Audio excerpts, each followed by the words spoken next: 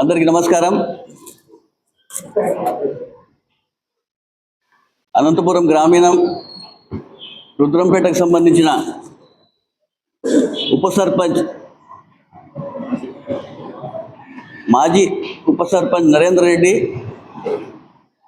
గారిపైన మనం నిన్నటి నుంచి చూసుకుంటే సోషల్ మీడియాలో కావచ్చు, పత్రికల్లో కావచ్చు, వైఎస్ఆర్సీపీ పైన బురద జల్లే విధంగా సామాజిక మాధ్యమంలో తిరుగుతున్న విషయం కూడా అందరూ కూడా చూస్తున్న విషయం కూడా మనందరూ కూడా గమనిస్తున్నాం. నరేందర్ రెడ్డి దాదాపుగా 4 సంవత్సరాల ముందే వైఎస్ఆర్సీపీ పార్టీకి దూరంగా ఉండే విషయం కూడా అందరికీ తెలిసినదే. వైఎస్ఆర్సీపీ పార్టీలో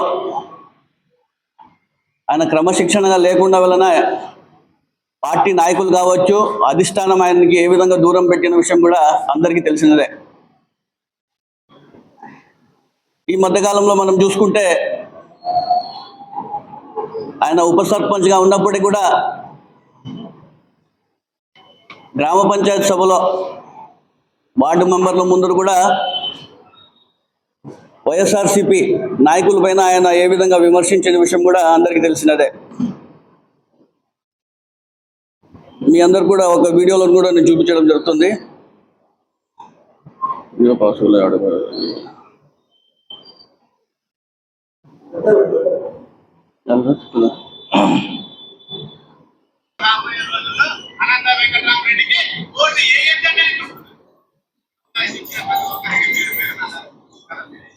ఈ వీడియో చూస్తే అర్థమవుతుంది మీకు.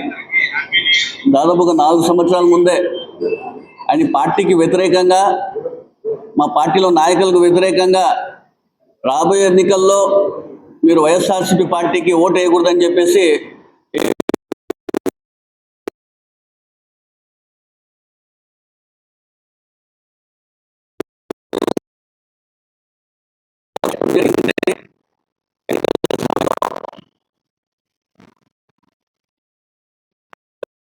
ఓటు అదేవిధంగా అప్పటి ఇప్పుడు ఉన్నటువంటి స్థానిక ఎమ్మెల్యే ప్రజాప్రతినిధి అయినటువంటి దగ్గుబాటి వెంకటేశ్వర ప్రసాద్ గారికి నరేందర్ రెడ్డి గారు పోయి కలవడం, అదేవిధంగా దగ్గుబాటి వెంకటేశ్వర ప్రసాద్ గారు కూడా నరేందర్ రెడ్డి గారికి ఇంటికి వెళ్ళి నాకు రాబోయే ఎన్నికల్లో ఖచ్చితంగా మద్దతు తెలపాలని చెప్పేసి కూడా ఆధారాలతో కూడా మీకు చూపడం జరుగుతుంది.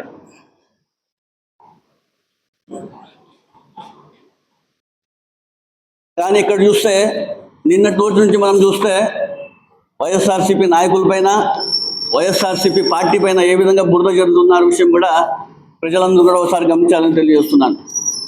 సరే, ఎన్నికలు అయిపోయాయి. ఎన్నికల్లో వైఎస్ఆర్సీపీ ఓడిపోవడం జరిగింది. ఓడిపోయిన తర్వాత మరి ఏ విధంగా నరేందర్ రెడ్డి గారు వెళ్ళి దగ్గుబాటి ప్రసాద్ గారికి కలిసిన విషయం కూడా ఒకసారి గమనించాలా. ఏవైతే మీరు నిన్నటి రోజు నుంచి సోషల్ మీడియాలో నరేందర్ రెడ్డి గారు వైఎస్ఆర్సీపీ నాయకులు ఒక ఫోటోలు పెట్టి చూపిస్తున్నారో అవన్నీ కూడా ఉన్నట్టువే. 4 సంవత్సరాల ముందు ఉండే ఫోటోలు ఇవన్నీ కూడా 4 సంవత్సరాల ముందు ఉండే ఫోటోలు. ఆయన ఏ విధంగా అయితే క్రమశిక్షణలో పార్టీలో లేకుండా వలన పార్టీ అధిష్టానం ఆయనకు దూరం పెట్టిన విషయంతో ఆ తర్వాత సంఘటనలన్నీ కూడా మీకు ఇవన్నీ కూడా ఆధారాలతో చూపించడం కూడా జరుగుతుంది. అదేవిధంగా వైఎస్ఆర్సీపీ ఎన్నికల్లో ఓడిపోవడం, ఆ తర్వాత వైఎస్ఆర్సీపీ పార్టీ పైన వైఎస్ఆర్సీపీ నాయకులపైన ఉన్నటువంటి అక్కస్తో నరేందర్ రెడ్డి గారు ఆ రోజు నరేందర్ రెడ్డి ఆ రోజు చూస్తే దాదాపుగా 101 టెంకాయలు కూడా కొట్టడం జరిగింది. ఏ విధంగా అక్కస్ ఉందో కూడా మీ అందరు కూడా చూపించడం జరుగుతుంది. ఇది కూడా ఒకసారి గమనించాలా. అతను సోషల్ మీడియాలో పోస్ట్ చేసిన నేను చూపించడం, ఆధారాలతో మీకు చూపించడం జరుగుతుంది. ఆ రోజు ఆంధ్రజ్యోతి కావచ్చు, ఈనాడులో కూడా పత్రికల్లో కూడా రావడం జరిగింది ఇవన్నీ కూడా. కానీ ఈరోజు వైఎస్ఆర్సీపీ నేత, వైఎస్ఆర్సీపీ నాయకులపైన, వైఎస్ఆర్సీపీ పార్టీ పైన బురద చెల్లే విషయం మీరందరూ కూడా ఒకసారి గమనించాలని కూడా నేను పదే మీ అందరూ తెలియజేస్తున్నాను. అదేవిధంగా చూసుకుంటే అధికారంలో ఇప్పుడు ఎవరున్నారు? ప్రజలందరూ కూడా ఒకసారి గమనించాలా. అధికారంలో ఎవరున్నారు చెప్పండి?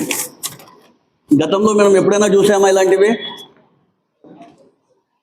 గత 5 సంవత్సరాలుగా వైఎస్ఆర్సీపీ పాలన, వైఎస్ఆర్సీపీ ప్రభుత్వం ఏ విధంగా రాష్ట్రంలో కావచ్చు, నగరంలో ఏ విధంగా పరిపాలన కొనసాగించే విషయం కూడా అందరికీ చూసినాం.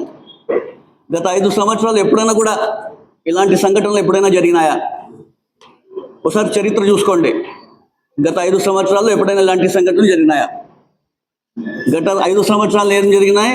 కూటమి ప్రభుత్వం అధికారంలోకి వచ్చిన 2 సంవత్సరాల్లో ఏ విధమైన సంఘటనలు జరుగుతున్నాయో కూడా ప్రజలందరూ కూడా ఒకసారి గమనించాలా. ఎక్కడ చూసినా కూడా ఇప్పుడు కూటమి ప్రభుత్వం అధికారంలోకి వచ్చిన 2 నెలలలో భూ కబ్జాలు కావచ్చు, దాడులు కావచ్చు, దౌర్జన్యాలు కావచ్చు, బెదిరింపులు కావచ్చు, ల్యాండ్ మాఫియా కావచ్చు, లిక్కర్ స్కామ్ కావచ్చు, డబుల్ రిజిస్ట్రేషన్లు కావచ్చు, అదేవిధంగా కాంట్రాక్ట్ సంస్థలే ఫేక్ సర్టిఫికేట్లు సృష్టించి కాంట్రాక్ట్ సంస్థలు ఈరోజు చేరవచ్చు వాళ్ళకు అనుకూలంగా చేసుకునే విధంగా కూడా మనం చూస్తున్నాం. గతంలో మనం ఎప్పుడైనా ఇలాంటివి చూసామా? గత 5 ఇయర్స్లో ఎప్పుడైనా ఎక్కడైనా కూడా ఇలాంటి సంఘటన జరిగింది?